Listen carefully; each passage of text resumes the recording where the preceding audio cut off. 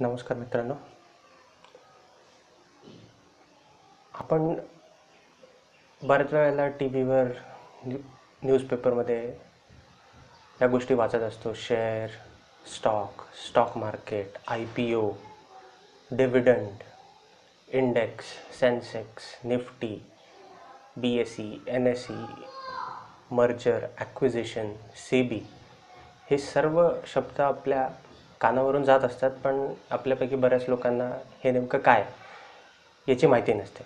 तर आजच्या व्हिडिओमध्ये आपण या सर्व गोष्टींचा अगदी बेसिकपासून सुरुवात करून त्या काय हे समजून घेण्याचा प्रयत्न करणार आहोत. तर सर्वात पहिल्यांदा शेअर किंवा स्टॉक म्हणजे काय. जसं नावातच आहे, शेअर म्हणजे हा एक वाटा आहे. या कंपनीमध्ये, विशिष्ट कंपनीमध्ये माझा किती वाटा आहे हे माझ्याकडे त्या कंपनीचे किती शेअर आहेत याच्यावरून ठरत असतं. आता मूळ प्रश्न असा येतो की कोणत्याही कंपनीचा मालक मला त्या कंपनीचा शेअर का देईल, किंवा तो त्याचे मालकी हक्क दुसऱ्या लोकांना किंवा जनरल पब्लिकला का देतो. तर एक बेसिक उदाहरण घेऊया की बऱ्याच वेळेस कंपन्यांना जी प्रायव्हेटली ओन्ड असतात, एखाद्या कुटुंबामध्ये तो बिझनेस चालू असतो आणि तो इतका ग्रो होतो की एका वेळेनंतर त्यांना जे मोठे मोठे क्लायंट आहेत किंवा नवीन त्यांचे प्रोजेक्ट आहेत त्याच्यावर त्यांचं जे करंट आत्ता जे आहे त्यांचं इन्फ्रास्ट्रक्चर आहे, त्यांच्या ज्या फॅक्टरीज आहेत किंवा त्यांचे जेवढे एम्प्लॉईज आहेत किंवा त्यांची जी मशिनरी आहे त्याच्यावर त्यांना त्या नवीन प्रोजेक्ट्सला किंवा नवीन क्लायंटला सर्व्हिस पुरवता येत नाही, कारण तेवढी त्यांची कपॅसिटी नसते.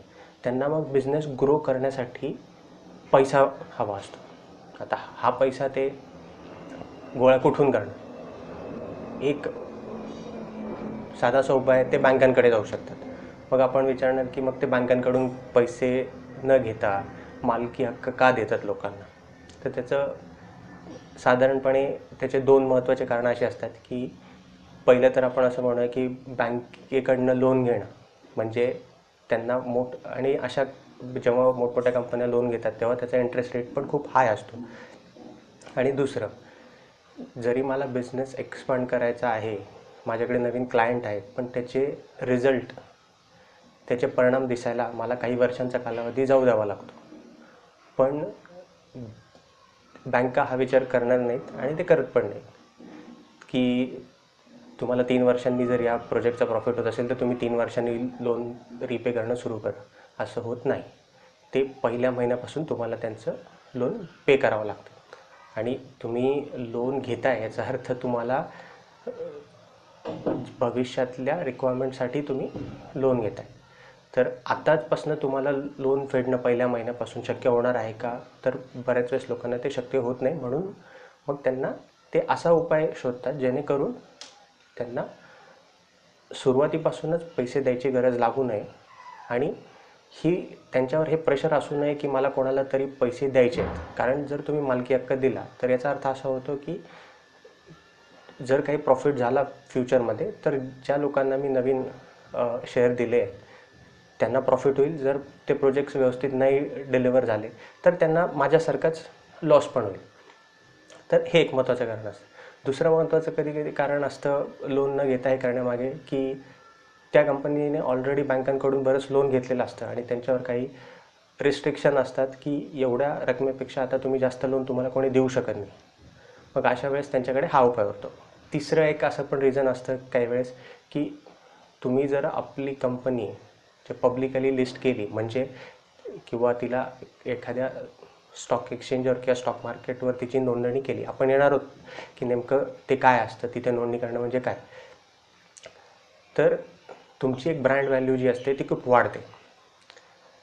तुम्हाला तुमच्या कंपनीचं नाव सगळ्या लोकांना माहिती व्हायला लागतं. त्याच्याने तुमची ब्रँड व्हॅल्यू वाढते, पब्लिसिटी होते, पब्लिक डोमेनमध्ये तुमचं नाव असतं. प्रायव्हेटली ओन तुम्ही किती मोठा बिझनेस केला तरी तुमचं नाव तुमच्या क्लायंट्स किंवा बिझनेस सर्कलच्या बाहेर नसतं. पण जेव्हा ती कंपनी एखाद्या नॅशनल एक्सचेंजवर लिस्ट होते तेव्हा साहजिकच तुमची पब्लिसिटी पण होते. चौथं एक रिझन असं पण असतं की लिक्विडिटी क्रिएट करणं. कारण जेव्हा तुम्ही पब्लिक डोमेनमध्ये जातात तेव्हा ते शेअर पब्लिकपैकी कोणीही ते विकत घेऊ शकतं, विकू शकतो, जेणेकरून त्या स्टॉकची किंवा त्या शेअरची लिक्विडिटी वाढते. म्हणजे बरेच बायर उपलब्ध असतात, बरेच सेलर उपलब्ध असतात, जेणेकरून जे आधीचे इन्व्हेस्टर असतात त्यांनाही पैसे ते विकून पैसे मिळवणं सोपं असतं. ज्यांना नवीन इन्व्हेस्ट करायचं आहे त्यांनाही ते सोपं असतं. तर हे काही मूळ कारण आहेत ज्याच्यासाठी लोक आपल्या कंपन्यांमधले शेअर देऊ करतात. आता तर आपण बघितलं की शेअर किंवा स्टॉक काय आहे. तर सोप्या भाषेत हा कंपनीतला एक मालकी हक्क आहे. आता आपण एक उदाहरण घेऊया की समजा माझ्या कंपनीचं व्हॅल्युएशन आहे एक 10 लाख रुपये. आता मी काय करणार की माझ्या कंपनीच्या त्याला मी एक 10 लाख इक्वल भागांमध्ये विभागणार आणि प्रत्येक भागाची व्हॅल्यू साहजिक 10 लाखाच्या मी जर 10 लाख भाग केले समजा, तर प्रत्येक भागाची व्हॅल्यू 1 रुपया येते. 10 लाख मूल्य कसं आपण कॅल्क्युलेट केलं हा मोठा विषय. पण आपण उदाहरण घेतो की 10 लाख व्हॅल्युएशन आहे, मी 10 लाख शेअरमध्ये, आता टोटल कंपनीचे 10 लाख शेअर आहेत, प्रत्येक शेअरची व्हॅल्यू 1 रुपया आहे. जसं जसं कंपनी ग्रो होईल तसं त्या शेअरची व्हॅल्यू वाढते, तो वेगळा भाग आहे. पण आता 1 रुपयाचा एक शेअर आहे. आता समजा मला नवीन एक्सपान्शनसाठी की नवीन प्रोजेक्ट मला नवीन घ्यायचे आहेत किंवा नवीन फॅक्टरी टाकायची आहे किंवा नवीन इन्व्हेस्टमेंट करायची आहे, त्याच्यासाठी मला एक समजा 1 लाख रुपयाची अजून गरज आहे. मग मी काय करणार, मी कोणाकडनंही लोन न घेता मी असं म्हणणार की मी माझ्या कंपनीतला 10% जो हिस्सा आहे किंवा शेअर आहे, म्हणजे 1 लाख शेअर जे माझ्याकडे 100% पूर्वी होते 10 लाख शेअर, त्याच्यातले 1 लाख शेअर मी विकायला काढणार आणि ते विकून मी पैसे मिळवणार माझ्या नवीन प्रोजेक्टसाठी. तर हे करण्यासाठी मला काय करायला लागतं तर सर्वात त्याच्यासाठी कंपनीला मला पहिले एक IPO इश्यू करावा लागतो. जे IPO म्हणजे इनिशियल पब्लिक ऑफरिंग, जेणेकरून जनरल पब्लिककडून मला पैसा मिळू शकतो. बरोबर. आता हे काम कसं करतं आणि याच्यात कोण कोण सहभागी असतात, कोण कोण पार्टिसिपंट्स असतात या पूर्ण प्रोसेसमध्ये. तर सगळ्यात महत्त्वाचा पार्टिसिपंट असतो तो म्हणजे एक इन्व्हेस्टमेंट बँक. आता अगदी सोपं आहे, ज्या कंपनीला पैसे उभारायचे ते इन्व्हेस्टमेंट बँकेकडे जातात. इन्व्हेस्टमेंट बँकांचं बेसिक काम जर सोप्या भाषेत सांगायचं झालं तर ते लग्नामध्ये जे एखाद्या भटजींचं किंवा गुरुजींचं काम असतं त्याप्रमाणे असतं. त्यांना हे ज्ञान असतं की कुंडल्या कशा मॅच करायच्यात मुलं मुलींच्या, धार्मिकरित्या वैध कसं लग्न लावून द्यायचं, मंत्र काय आहे तो वगैरे, किती प्रोसेस पूर्णपणे वैध आहे किंवा त्याच्यात त्यांचा अभ्यास असतो आणि त्यांनी ते लावून दिल्यावर ते एक धार्मिकरित्या वैध मानलं जातं. त्याच प्रकारे इन्व्हेस्टमेंट बँकचं हे काम असतं की कंपन्यांच्या कुंडल्या पाहणे थोडक्यात आणि त्या कुंडल्या पाहून त्यांना सुटेबल जोडीदार, आता या केसमध्ये असं म्हणूया सुटेबल इन्व्हेस्टर मिळवून देणे, हे एक त्यांचं काम आहे. आता IPOच्या संदर्भात आपण बोलतो आहे, पुढे आपण त्यांचे अजून काही काम आहेत ते बघूया. पण IPOमध्ये त्यांचं काम आहे की बायर किंवा ते शेअर विकत घेणारे लोक त्यांना शोधून देणे. आता मला 1 लाख रुपयाची गरज आहे, मग मी 1 लाख रुपयाचा IPO इश्यू ओपन करायला माझ्या इन्व्हेस्टमेंट बँकला सांगणार. मग इन्व्हेस्टमेंट बँक माझ्या इश्यूला, या इनिशियल पब्लिक ऑफरिंगला ते अंडरराईट करतात म्हणजे काय, अगदी सोपं आहे की ते मला हे गॅरंटी देतात की बाहेर तुमच्या कंपनीला कोणी शेअर विकत घेणारा असो किंवा नसो, आम्ही तुम्हाला ही गॅरंटी देतो की आम्ही तुम्हाला 1 लाख रुपये उभे करून देऊ. ही गॅरंटी देण्याचं काम ते करत असतात. थोडक्यात असं असतं की कधी कधी ते शेअर स्वतः विकतसुद्धा घेऊन येतात आणि आपल्याजवळ ठेवून नंतर पब्लिकला थोड्याशा चढ्या भावाने ते जो विकत घेणार असतो त्याला विकून ते आपला प्रॉफिट काढतात. किंवा जर तसं नाही झालं समजा, किंवा त्यांचा रोल फक्त यापुरता मर्यादित आहे की जर सगळे शेअर विकले गेले तर फक्त या प्रोसेसला पूर्ण करण्यासाठी किंवा ती गॅरंटी देण्यासाठी ते एक फी चार्ज करतात, जे कमिशन असतं. तर तो फी हा त्यांचा प्रॉफिट असतो. आता मग इन्व्हेस्टमेंट बँककडे गेल्यानंतर इन्व्हेस्टमेंट बँक तो IPO खुला करणार. आता IPO खुला करताना ते ठरवतात की माझ्या कंपनीचं व्हॅल्युएशन 10 लाख आहे आणि मी त्याला 10 इक्वल भागांमध्ये विभागलं, तर एका शेअरची व्हॅल्यू काय असायला पाहिजे. आता हे व्हॅल्युएशन जे आहे ते CAs म्हणा किंवा इन्व्हेस्टमेंट बँकचे एक्सपर्ट म्हणा, ते हे ठरवतात की आता आपण किती रुपयाला हा शेअर बाजारात ओपन किंवा करू शकतो की लोकांनी तो त्या रेंजमध्ये विकत घ्यावा. त्याच्यासाठी ते एक बँड ठरवतात. आता आपण एक उदाहरण घेऊया की समजा त्यांनी असं ठरवलं 1 रुपया 5 पैसे ते 1 रुपया 15 पैसेमध्ये हा शेअर विकायचा. आपण एक जस्ट उदाहरण घेतो आहे. आणि ते एक लॉट साईज ठरवतात की ज्याला पण हे शेअर विकत घ्यायचे आहे, या कंपनीमध्ये इन्व्हेस्ट करायचे, त्यांनी कमीत कमी एक 50-100 शेअर विकत घ्यावे, ज्याला लॉट साईज म्हणतात. की कमीत कमी तुम्ही जेव्हा सर्वप्रथम शेअरला ची मागणी करता, तुम्हाला कमीत कमी 50 घ्यावे लागतील. असं नाही की तुम्ही एक घेणार आणि एकच शेअर घेणार 1 रुपया 15 पैशाचा, असं नाही. हे जस्ट एक उदाहरण आहे. तर हा ते IPO इश्यू करतात. मग लोक त्याला अप्लाय करतात की मला या कंपनीमध्ये जर भविष्य चांगलं दिसतं आहे, मला मॅनेजमेंटवर विश्वास आहे, तर मी त्या IPOचे असं समजूया की एक 5,000 रुपयाचे शेअर, म्हणजे 1 रुपया 15 पैशाप्रमाणे समजा मला बीड टाकायची आहे की एक जो बँड होता तो 1 रुपया 15 पैसे ते 1 रुपया 20 पैसे होता समजा. तर मी म्हटलं की मला 1 रुपया 17 पैशापर्यंत मी इंटरेस्टेड आहे घ्यायला आणि मला एक समजा 5,000 शेअर पाहिजे. तर हे मी अप्लाय करतो त्या शेअर्ससाठी. आणि जर दुसऱ्या मोठ्या इन्स्टिट्यूशनल इन्व्हेस्टर, म्हणजे मोठ्या बँका किंवा मोठ्या कंपन्या किंवा फंड हाऊसेस असतात, ज्यासुद्धा IPOमध्ये इन्व्हेस्ट करू इच्छित असतात. शेवटी हा पब्लिकचाच पैसा असतो, पण ॲज अ इंडिव्हिज्युअल एक स्वतंत्र व्यक्ती म्हणून मी केलं तर मला मिळण्याची शक्यता थोडी कमी असते. कारण सर्वप्रथम IPO खुलाल्यानंतर हे जे मोठे मोठे कंपन्या किंवा इन्स्टिट्यूशन्स असतात, यांना ते शेअर अलॉट होऊन जातात. अर्थात ते स्वतःचे पैसे नसतात, ते पब्लिकचेच असतात, पण त्यांच्यामार्फत या मोठ्या मोठ्या कंपन्या ऑलरेडी त्यांना ते शेअर मिळून जातात. पण जर काही वेळेस ते इंडिव्हिज्युअललासुद्धा मिळू शकतात. जर त्याने हाय बीड टाकली त्या प्राईस बँडमध्ये तर ते मिळू पण शकतात. ठीक आहे. मग आता असं होतं की बीड टाकली जाते, त्याच्यानंतर शेअर त्या व्यक्तीला मिळतात. पैसे कंपनी जिला ग्रो करायचं आहे किंवा नवीन प्लांट्स टाकायचे आहेत किंवा कोणत्याही कारणासाठी त्यांना पैसा पाहिजे, तर ते आपलं ते काम सुरू करतात आणि लोकांना आपले शेअर मिळून जातात. तर ही झाली टोटल IPOची प्रोसेस. आता IPOमधनं पैसे मिळाल्यानंतर ह्या लोकांना एक प्लॅटफॉर्म, सर्व लोकांना एक प्लॅटफॉर्म पाहिजे असतो, जेणेकरून हे शेअर्स मी पुन्हा म्हणजे थोड्या वर्षांनी म्हणा, जेव्हा कंपनीला ग्रोथ होईल, ॲज अ इन्व्हेस्टर, मी निवेशक आहे आणि माझं एकच ध्येय आहे सगळ्यामध्ये, निवेश करण्यामध्ये, की कंपनी चांगली ग्रो व्हायला पाहिजे आणि तिने मला प्रॉफिट कमवून दिला पाहिजे. तर काही वर्षांनी मी तो विकणार, पण तो विकणार कुठे? मग त्याच्यासाठी जो एक प्लॅटफॉर्म असतो त्याला आपण म्हणतो स्टॉक एक्सचेंज किंवा स्टॉक मार्केट. अगदी सिम्पल आहे. जसं आपलं समजा कपड्याचं मार्केट असतं, आपल्याला माहिती असतं की मला कपडे घ्यायचे, तर मी या ठिकाणी मला कपडे मिळतात, मी त्या मार्केटला जातो, पैसे देतो, कपडे घेतो, असं साधा व्यवहार असतो. अगदी तशाच प्रकारे स्टॉकचं पण मार्केट असतं.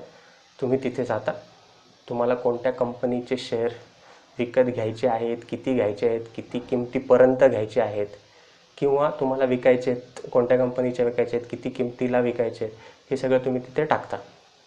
आणि हे स्टॉक मार्केट बेसिकली असे बायर आणि असे सेलर, ज्याला विकत घ्यायचं आणि ज्याला विकायचं आहे, यांची किंमत जर मॅच झाली, म्हणजे समजा मी ॲज अ बायर आहे, मला शेअर विकत घ्यायचे आहेत आणि मी एक बीड टाकतो की समजा XYZ कंपनीचे शेअर मला 1000 शेअर पाहिजे आहेत आणि मी तिच्यासाठी समजा एक 50 रुपये द्यायला मी तयार आहे प्रत्येक शेअरला. आणि एक याला म्हणतात मी बीड केली, आणि एक सेलर आहे ज्याच्याकडे ऑलरेडी शेअर आहे, तो म्हणतो की मला माझे शेअर विकायचे आहेत, पण त्याच्यासाठी समजा मला 50 रुपयापर्यंत कमीत कमी किंमत पाहिजे. आता जेव्हा अशा खूप बीड आणि ऑफर्स एक्सचेंजमध्ये पडत असतात, एक्सचेंज फक्त या ऑफर्सला आणि बिड्सला मॅच करून व्यवहार पूर्ण करतं. म्हणजे जर बायर आणि सेलरची किंमत मॅच झाली आणि क्वांटिटी पण मॅच झाली, तर ते काय करतं की शेअर विकत घेणाऱ्याच्या डीमॅट अकाउंटमध्ये ट्रान्सफर होऊन जातात, पैसे ज्याने विकले त्याच्या बँक अकाउंटमध्ये ट्रान्सफर होऊन जातात. हे बेसिकली शेअर मार्केट किंवा स्टॉक मार्केटचं बेसिकली काम आहे. आता आपल्या भारतात दोन मुख्य स्टॉक एक्सचेंजेस किंवा स्टॉक मार्केट आहेत. एक आहे BSE बॉम्बे स्टॉक एक्सचेंज आणि एक आहे NSE that is national stock exchange. याच्यापैकी तुम्ही कंपनी कोणत्याही स्टॉक एक्सचेंजवर लिस्ट होऊ शकते आणि जर ती तिथे लिस्टेड असेल तर ती तुम्ही बाय आणि सेल करू शकतात. बऱ्याच कंपन्या दोन्ही एक्सचेंजेसवर लिस्ट असतात, म्हणजे दोन्ही मार्केटवर त्यांचं ट्रेडिंग ज्याला म्हणतो व्यवहार तिथे चालतात. आता जसं ही एक कंपनी, तशा अनेक कंपन्या व्यवहार करत असतात. अशा खूप कंपन्या आहेत की ज्या या एक्सचेंजेसवर लिस्टेड असतात. कधी कोण्या एकेकाळी त्यांनी IPO आणलेला असतो, पैसे उभारलेले असतात आणि मग त्या कंपन्या पब्लिकली लिस्टेड असतात. पब्लिकली लिस्टेड म्हणजे सिम्पल की त्यांनी पब्लिकचं इन्व्हेस्टमेंट घ्यायला सुरुवात केलेली असते आणि आता पब्लिक त्याच्यामध्ये ट्रेड करत असते. तो एक प्रायव्हेटली ओन बिझनेस राहिलेला नसतो, आता त्याच्यात पब्लिकचा सुद्धा पैसा असतो. मग अशा खूप कंपन्या असतात. पण जसं कोणत्याही बाबतीत आपण जसं म्हणतो की भात शिजला आहे किंवा नाही, हे तुम्हाला चेक करायचं असेल तर तुम्ही काय प्रत्येक भात लावल्यानंतर प्रत्येक दाणा दाबून बघत नाही की तो शिजला आहे की नाही. तुम्ही एकच दाणा काढता आणि चेक करून बघता की तो भात व्यवस्थित शिजला आहे की नाही. अगदी त्या प्रकारे जर तुम्हाला एका विशिष्ट दिवसाचं चे व्यवहार देशाचे म्हणजे स्टॉक मार्केटचे कसे झाले याची जर अगदी हाय लेवल आयडिया पाहिजे असेल तर तुम्ही सगळ्या कंपन्यांचा डेटा गॅदर करण्यात काही अर्थ नसतो. मग याच्यासाठी एक गोष्ट असते जिला म्हणतात इंडेक्स. इंडेक्स म्हणजे तुम्ही असं म्हणा की शीतावरून भाताची आपण परीक्षा करतो. म्हणजे आता BSEचा जो इंडेक्स आहे त्याला आपण म्हणतो सेन्सेक्स. आता हा सेन्सेक्स काय करतो, एवढ्या हजारो कंपन्यांपैकी ते 30 कंपन्या एका विशिष्ट क्रायटेरियावर ठरवतात आणि त्या 30 कंपन्यांचा वेटेड ॲव्हरेज काढून एक नंबर काढतात. आता तो नंबर हा वेटेड ॲव्हरेज असतो. ती साधी सरासरी पण नाही तुम्ही म्हणू शकत, ही सरासरी नाही आहे. कारण ह्या 30 कंपन्यांचे गुणधर्म किंवा त्यांचे पॅरामीटर्स हे कम्प्लिटली वेगळे असतात. नंबर 1ची कंपनीचं मूल्य हे खूप मोठं असू शकतं 30 नंबरच्या कंपनीपेक्षा. मग साहजिक आहे नंबर 1च्या कंपनीला जास्त वेट दिलं जातं, तिचा स्टॉक वाढला किंवा कमी झाला या घटनेला. अशा प्रकारे हे वेटेड ॲव्हरेज, वेटेड सरासरीने या 30 कंपन्यांनी आजच्या दिवसात कसं किंवा ते कसे परफॉर्म करतात दिवसभरात याचा एक ॲव्हरेज काढून एक नंबर काढला जातो, ज्याला म्हणतात इंडेक्स. जसं मी म्हटलं की BSE 30 कंपन्या चूज करते एक विशिष्ट क्रायटेरिया मीट करणाऱ्या, त्याला आपण म्हणतो, त्या इंडेक्सला आपण म्हणतो सेन्सेक्स. तसंच नॅशनल स्टॉक एक्सचेंजचा एक इंडेक्स आहे जे 50 कंपन्याचा ॲव्हरेज काढला जातो विशिष्ट गुणधर्म असलेल्या आणि त्याचा वेटेड ॲव्हरेजला निफ्टी असा इंडेक्स म्हणतात. त्या या इंडेक्सवरनं तुम्हाला एक वरच्यावर एक आयडिया येऊन जाते की मार्केट कसं परफॉर्म करतं आहे. त्याच्यासाठी तुम्हाला सगळ्या कंपन्यांच्या डेटाची काही गरज नाही. आता जसे हे इंडेक्सेस आहेत तसे वेगवेगळे इंडेक्सेस असतात. जसं आता तुम्हाला समजा आजच्या दिवसात बँकांनी चे व्यवहार कसे झाले, त्यांचे शेअर्स चढले उतरले याच्यासाठी एक बँकेचा सुद्धा इंडेक्स असतो. समजा फार्मा कंपन्या त्यांचा एक इंडेक्स असतो. असं स्मॉल कॅप कंपन्या म्हणजे ज्यांचं व्हॅल्युएशन किंवा मूल्य खूप जास्त नाही अशा कंपन्यांचा एक सेटचा ॲव्हरेज काढून त्यांचाही एक इंडेक्स असू शकतो. तर इंडेक्सने तुम्हाला एक हाय लेवल आयडिया येते की मार्केट कसं परफॉर्म करतं आहे. सिम्पल असतं, जर या सगळ्या 30 कंपन्यांचा ॲव्हरेज आज वर गेला तर आपण म्हणतो की मार्केट चढलं किंवा मार्केट वर गेलं आणि जर तो ॲव्हरेज खाली उतरला कालच्या दिवसापेक्षा तर आपण म्हणतो की मार्केट खाली गेलं. हे झालं तुमचं इंडेक्स. आता मी मार्केटमध्ये आलो होतो प्रॉफिटसाठी. मी इन्व्हेस्ट का केले होते पैसे, कारण मला अशी अपेक्षा होती की ही कंपनी आता चांगली परफॉर्म करणार आहे. मला तिच्यात चांगल्या क्वालिटी दिसल्या, मॅनेजमेंट चांगलं दिसलं, त्यांचे क्लायंट खूप आहेत हे मला दिसलं, त्यांच्यावर कर्ज नाही, असं सगळं बघून मी इन्व्हेस्टमेंट केली होती आणि माझा प्रॉफिट पाहिजे होता. आणि 2 वर्षांनी समजा जो शेअरचा भाव समजा 1 रुपयाने मी घेतला होता, आता त्याचा भाव समजा 1.5 रुपया झाला आहे 2 वर्षांनी. म्हणजे मला 50% प्रॉफिट होतो आहे. ठीक आहे. पण तरी मला असं वाटतं की मी अजून शेअर विकू नये. मला अजूनही ही कंपनी चांगली आहे आणि याच्यात अजूनही क्षमता पोटेन्शियल आहे. तर मग मला प्रॉफिट कसा होणार. मग त्याच्यासाठी एक जी गोष्ट असते गोष्टीला आपण म्हणतो की डिव्हिडंड. डिव्हिडंड म्हणजे सोप्या शब्दात या कंपनीला जो प्रॉफिट झालेला आहे एका विशिष्ट वर्षी त्याचा काही भाग कंपनी आपल्या शेअरहोल्डरला शेअर करते. आता मला फायदा शेअरच्या भावामध्ये जी वाढ झाली आहे किंवा जी ग्रोथ झाली आहे तिचा तोपर्यंत मिळणार आहे जोपर्यंत मी शेअर विकत नाही. फायदा जर मी विकला नाही तोपर्यंत तो बुक्सवरच असतो किंवा ज्याला आपण म्हणतो कागदोपत्रीच असतो. माझ्या हातात पैसे नसतात, पैसे येत नाही. पैसे तेव्हाच येतील जेव्हा मी शेअर विकेल. पण मला विकायचा नसेल तर दुसरा माझ्याकडे एक हे असतं की कंपन्या डिव्हिडंड पण देतात. असं नाही आहे की कंपनीला 100 रुपयाचा प्रॉफिट झाला तर 100 रुपये सगळे कंपनी वाटून टाकणार शेअर होल्डर्सला, असं होत नाही. ते काही एक 20-30% कंपनी ठरवते आणि तेवढा प्रॉफिट कंपनी जे शेअर होल्डर आहे त्यांना देऊन टाकते. त्याच्यासाठी तुम्हाला शेअर विकायची काही गरज नसते. आणि उरलेला जो मग प्रॉफिट असतो तो कंपनीत परत ओतला जातो किंवा रिइन्व्हेस्ट केला जातो पुढच्या ग्रोथसाठी. हे झालं डिव्हिडंड. अजून काही ज्याला कॉर्पोरेट ॲक्शन्स असं म्हणतात. आता डिव्हिडंड ही झाली एक कॉर्पोरेट ॲक्शन, म्हणजे कंपन्यांमध्ये ज्या काही घटना घडतात त्याच्यातली ही घटना असते की कंपनी डिव्हिडंड डिक्लेअर करते की आम्हाला प्रॉफिट झाला आहे आणि आमची इच्छा आहे की आता आम्ही शेअर होल्डरला खुश ठेवण्यासाठी आमचा प्रॉफिटचा काही भाग प्रत्येकाबरोबर शेअर करावा. हा झाला डिव्हिडंड. तशाच काही दुसऱ्या घटना पण असतात. उदाहरणार्थ स्टॉक स्प्लिट. तर स्टॉक दिवसांनी की काही काही शेअरचे भाव इतके वाढतात. उदाहरणार्थ तुम्ही MRFचं नाव ऐकलं असेल. त्यांच्या एका शेअरचाच भाव 35,000 रुपये पण आहे.